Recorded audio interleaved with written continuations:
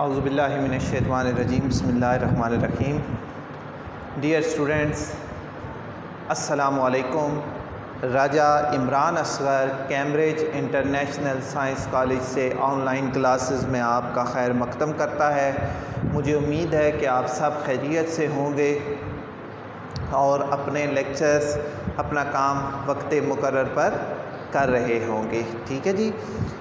آج جو ہم نے جماعت نحم کے حوالے سے نظم نعت کا آغاز کرنا ہے. نظم حمد ہم نے پہلے پڑھ لی، اس کے جو اشعار ہیں، شاعر ہیں، ان کے بارے میں پڑھا، پھر مشقی سوالات پہ گفتگو ہوئی. آج ہم نے نظم نعت کو شروع کرنا ہے. ٹھیک ہے جی. یہ ذرا دیکھیے گا، نظم کا عنوان نعت، شاعر کا نام امیر مینائی. شاعر کا نام کیا ہے جی؟ امیر مینائی. یہ آپ نے ضرور یاد رکھنا ہے شاعر کا نام، چونکہ ایگزام میں جب بھی آپ تشریح لکھیں گے تو آپ نے شاعر کا نام لکھنا ہوگا. اس کے بعد آج کی جو ہماری سرگرمی ہے، یعنی آج کی اس کلاس میں ہم کیا گفتگو کریں گے، آپ کو کس چیز کے بارے میں معلوم ہوگا. 3 چیزیں: شاعر کا تعارف، نعت کے معنی و مفہوم، نظم کی بلند خوانی. یعنی میں اشعار کو ایک دفعہ پڑھ دوں گا تاکہ آپ کو پڑھنے میں بھی مشکل پیش نہ آئے. ٹھیک ہے جی. اچھا، سب سے پہلے ہم چلتے ہیں جو شاعر ہیں امیر مینائی. منشی امیر مینائی نصیر الدین حیدر. منشی امیر مینائی نصیر الدین حیدر. پورا نام ان کا کیا ہے جی؟ منشی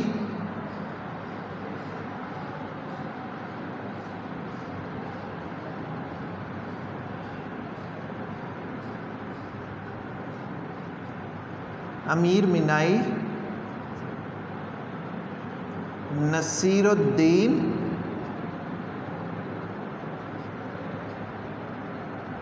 حیدر.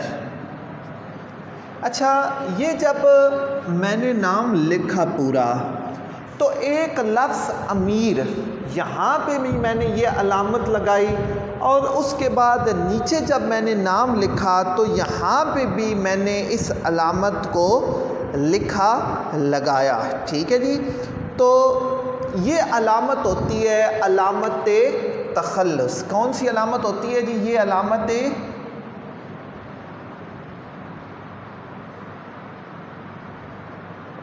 تخلص. جو شعراء حضرات اپنے نام کے ساتھ لکھتے ہیں، یہ علامت تخلص ہوتی ہے.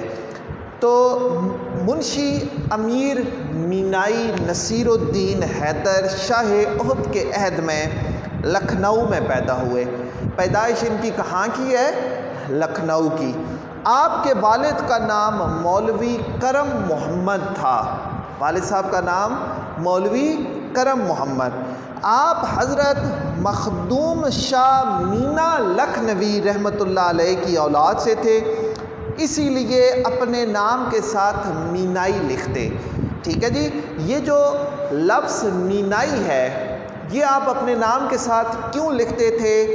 کہ آپ مخدوم شاہ مینا لکھنوی کی اولاد سے تھے.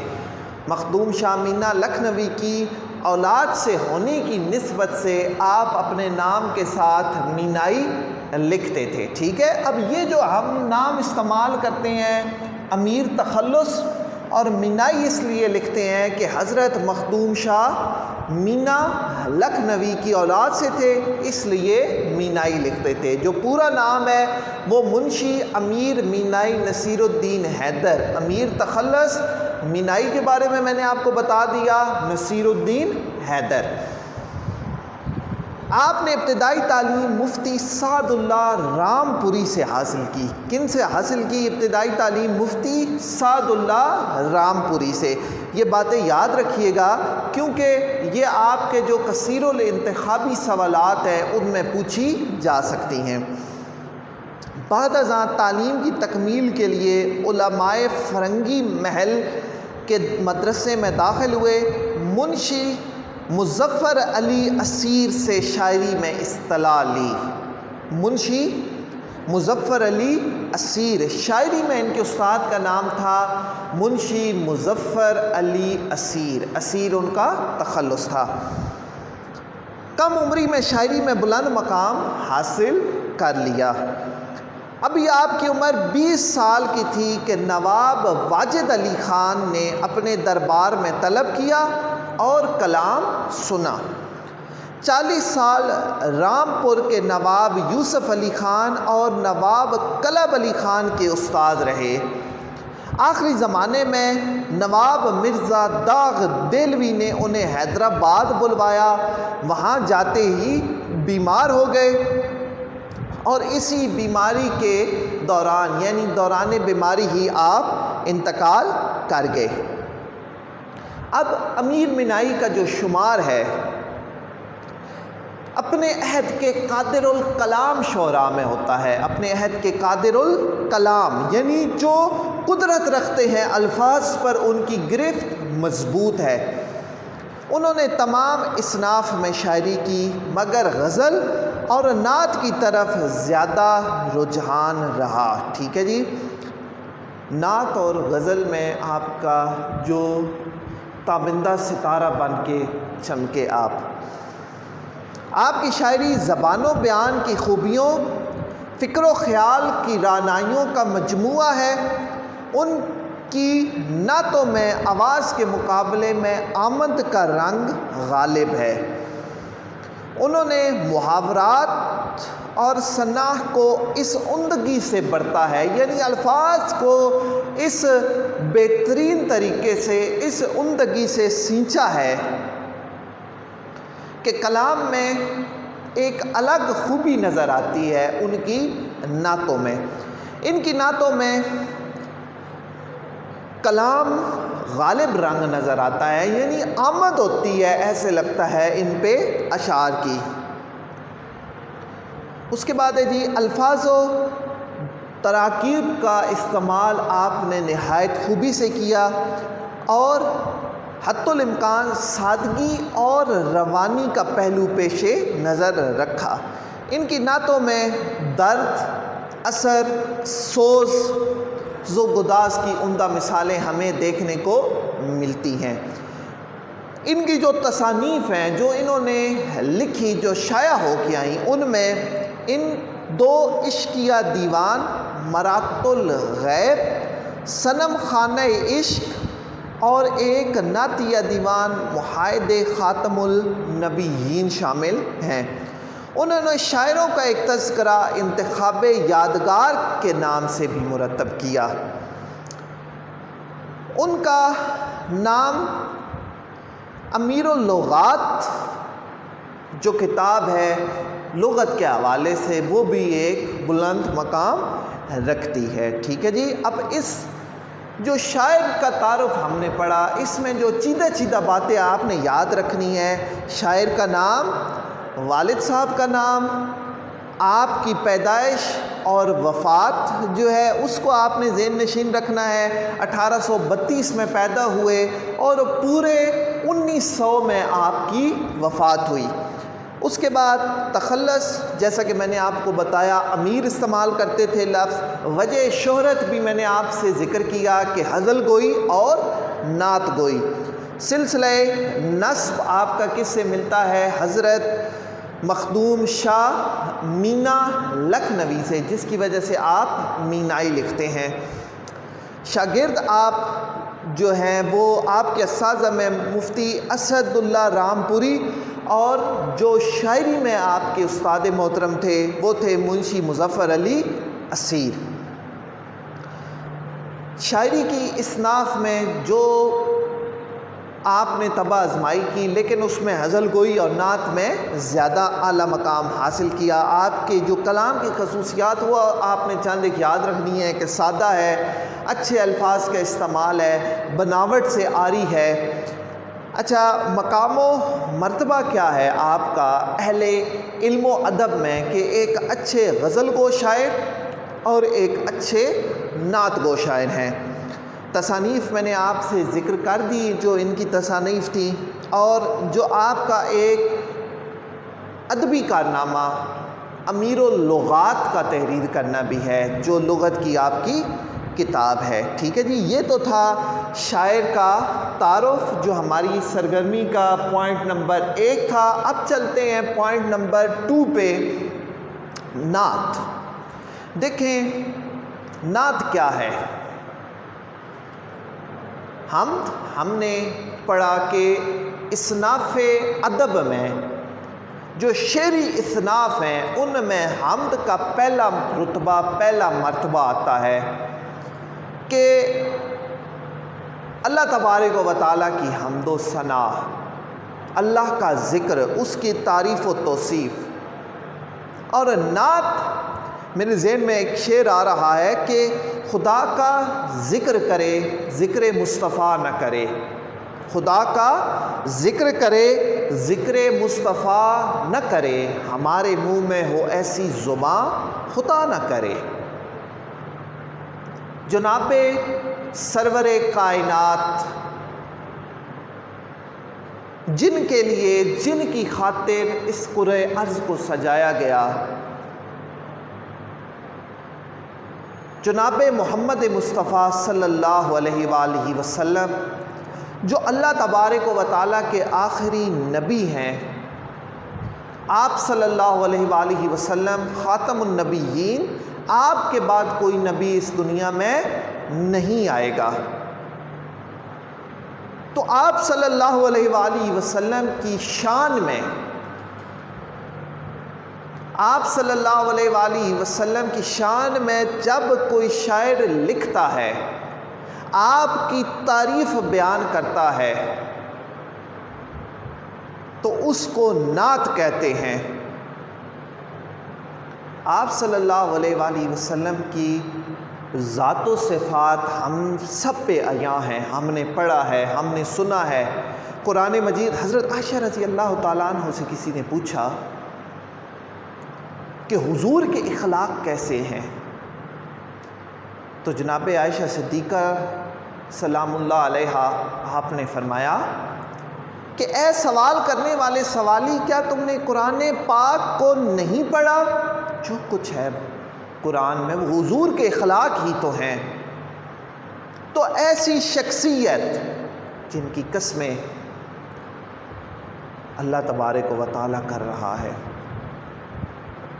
کبھی زلفوں کی گفتگو تو کبھی چادر کا قصہ، کبھی محمد عربی صلی اللہ علیہ وآلہ وسلم کے رخ اطہر کی باتیں، تو کبھی آپ کے بیٹھنے کے تذکرے، یہ قرآن میں موجود ہیں۔ تو سب سے بڑا نعت گو تو میرے حضور صلی اللہ علیہ وآلہ وسلم، اللہ تبارک و تعالیٰ کی ذات ہے۔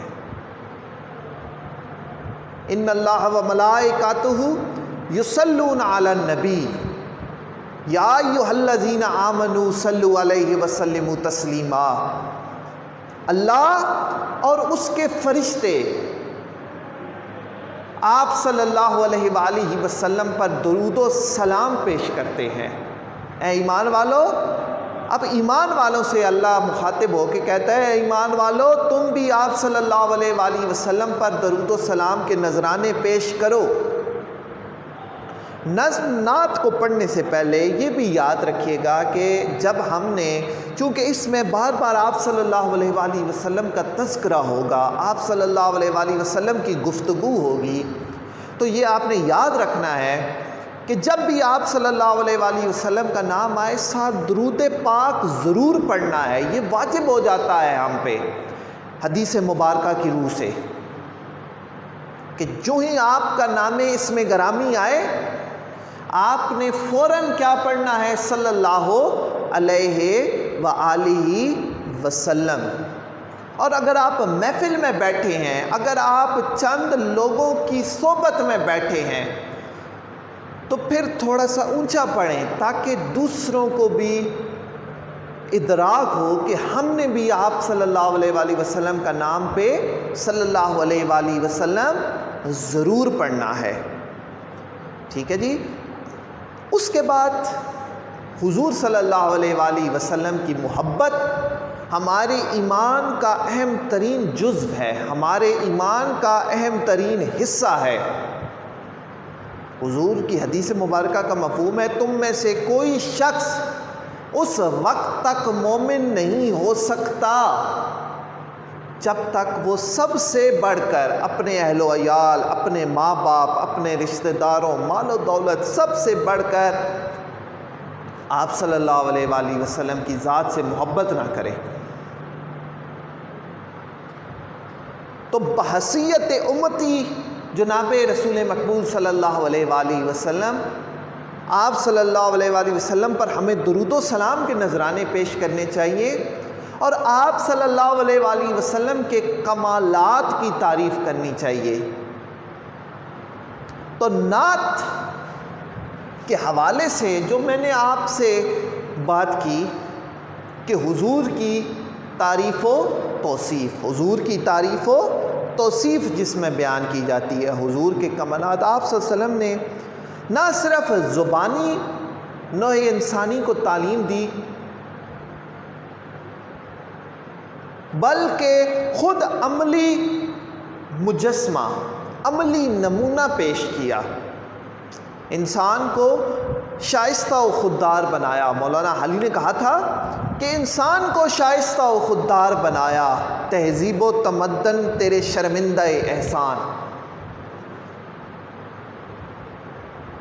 تو حضور صلی اللہ علیہ وآلہ وسلم کی مدح سرائی امیر منائی کر رہے ہیں۔ حضور کی عقیدت و محبت ہمارے ایمان کا اہم جزو ہے، اہم حصہ ہے، ہمیں ان بات کا خیال رکھنا چاہیے، اور جب بھی نظم میں آپ صلی اللہ علیہ وآلہ وسلم کا، یا ویسے بھی جب بھی آپ کا نام آئے تو آپ نے صلی اللہ علیہ وآلہ وسلم ضرور کہنا ہے، ٹھیک ہے جی۔ دو باتیں میں نے آپ کو بتا دی، شاعر کا تعارف بھی بتا دیا، نعت کا بھی بتا دیا، اب ہے جی نظم کی بلند خوانی۔ آج کی جو ہماری تیسری ایکٹیویٹی ہے، تیسری سرگرمی ہے، وہ ہے، میں ایک دفعہ نظم پڑھ دیتا ہوں۔ صبا بے شک آتی مدینے سے تو ہے، صبا بے شک آتی مدینے سے تو ہے، کہ تجھ میں مدینے کے پھولوں کی بو ہے۔ سنی ہم نے طوطی و بلبل کی باتیں، سنی ہم نے طوطی و بلبل کی باتیں، تیرا تذکرہ ہے، تیری گفتگو ہے۔ جیوں تیرے در پر، جیوں تیرے در پر، مروں تیرے در پر، یہی مجھ کو حسرت، یہی آرزو ہے۔ جمے جس طرف آنکھ جلوہ ہے اس کا، جمے جس طرف آنکھ جلوہ ہے اس کا، جو یکسو ہو دل تو وہی چار سو ہے، جو یکسو ہو دل تو وہی چار سو ہے۔ تیری راہ میں خاک ہو جاؤں مر کر، تیری راہ میں خاک ہو جاؤں مر کر، یہی میری حرمت، یہی آبرو ہے، یہی میری حرمت، یہی آبرو ہے۔